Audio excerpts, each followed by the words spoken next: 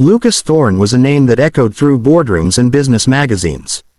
At only 35, he had built a tech empire from a single coding laptop in his college dorm to a multi-billion-dollar enterprise now dominating Wall Street. Cameras loved him. Investors admired him. The world envied his genius. But beneath his flawless suits and polished speeches, Lucas lived a strangely silent life, one that echoed through the endless halls of his glass mansion perched atop the city's richest hill. He had everything money could buy. And yet, most nights he sat alone at the grand piano, striking keys without melody, sipping wine without taste. People served him, praised him, feared him, but no one truly saw him. Not until she arrived, Elena. She came to work for him 6 months ago, introduced through a domestic staff agency. A quiet woman in her early 30s, dressed plainly, speaking softly, never once overstepping her boundaries. She kept his mansion spotless, organized his books by color, and arranged his clothes with military precision. Lucas hardly noticed her at first. She blended in like background music.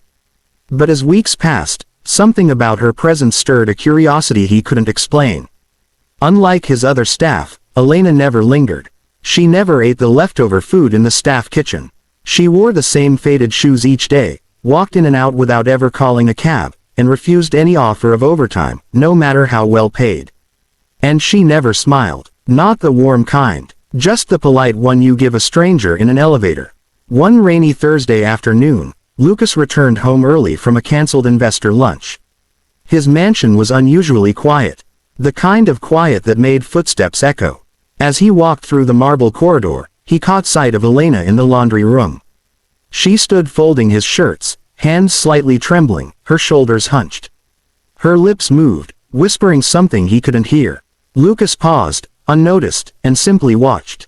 She stopped for a moment and pressed her hand gently on her lower back, then wiped her forehead with the back of her sleeve.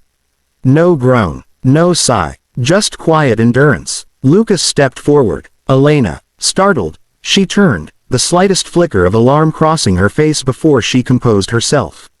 Yes, sir, you look tired. Why don't you sit down for a while? I'm fine, sir, thank you. I just have a few more things to finish. Her voice was steady, but there was an edge beneath it, like someone used to swallowing pain. That edge lingered with him longer than he expected. After she left that evening, Lucas found himself staring at the door, wondering where she went. What kind of life waited for her beyond his mansion's iron gates? And then, something impulsive, even irrational, took over him. He grabbed his coat, slipped on a baseball cap, and left the house just minutes after her. His black SUV rolled slowly behind, headlights off, his curiosity burning hotter than reason. He didn't know why he was doing it. Maybe guilt, maybe boredom, or maybe, because something about Elena's silence had begun to scream. Elena didn't head toward the bus stop. She didn't wait for any public transport. Instead, she took a path Lucas had never noticed before, through the backstreets of the city's industrial zone. She walked fast, like she knew she couldn't waste a second. Lucas followed at a distance, parking when she turned into an old neighborhood that time seemed to have forgotten. The streets were lined with broken lampposts and sagging rooftops. Children played barefoot, and laundry lines crisscrossed overhead. She turned a corner, then disappeared behind a rusty gate. Lucas stepped out of his vehicle and approached slowly. There was no security, no camera, no doorman, just cracked tiles, peeling paint, and the faint smell of dampness. He saw her enter a gray, crumbling building that looked more like an abandoned clinic than a home. The sun was setting, casting an amber light across the walls, and still, he stood frozen.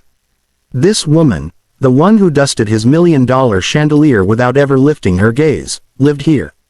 He crept closer, to a side window partly covered by cloth.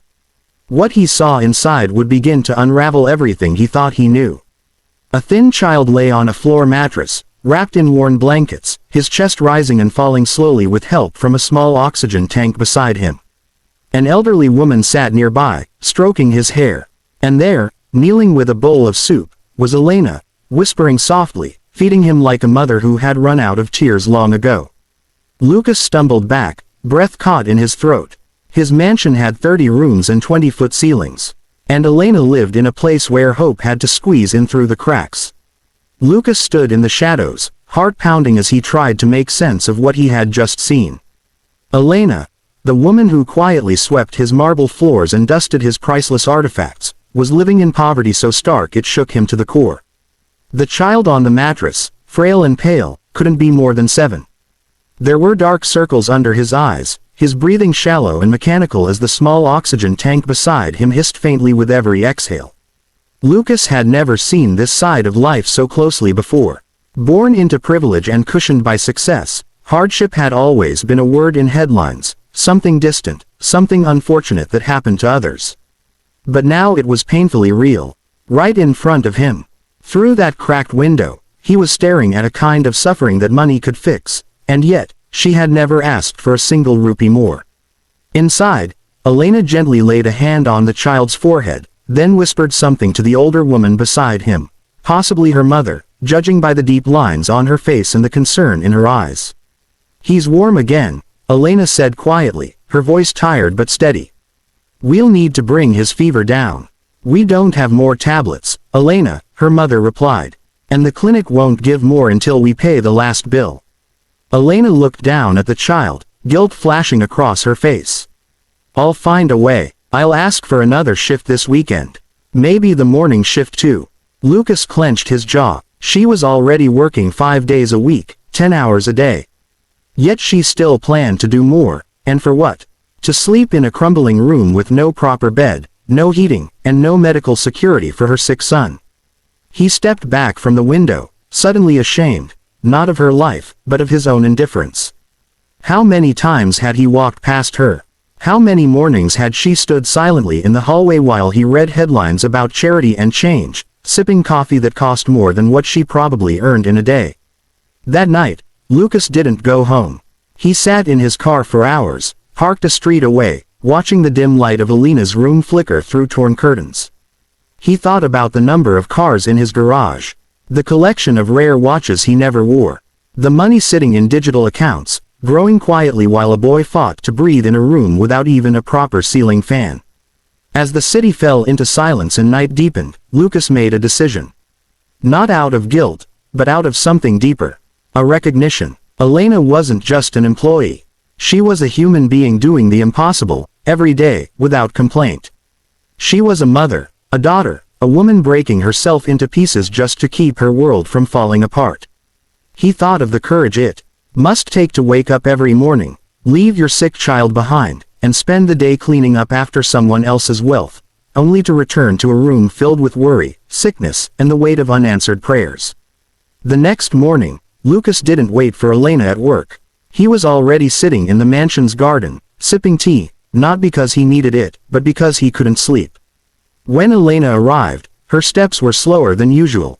Her face was paler, and her eyes carried the heaviness of a sleepless night. But she still wore that same gentle, practiced smile. "Good morning, sir." Lucas stood up. "Elena, I'd like to speak with you. Privately." She hesitated, slightly confused. "Is something wrong, sir?" He shook his head. "No, but something has to change." She followed him into his study, unsure of what was coming. Maybe she was being fired. Maybe he had found a mistake. Her hands tightened slightly, ready to accept whatever fate awaited her with quiet dignity, as she always did. But what happened next would change her life forever.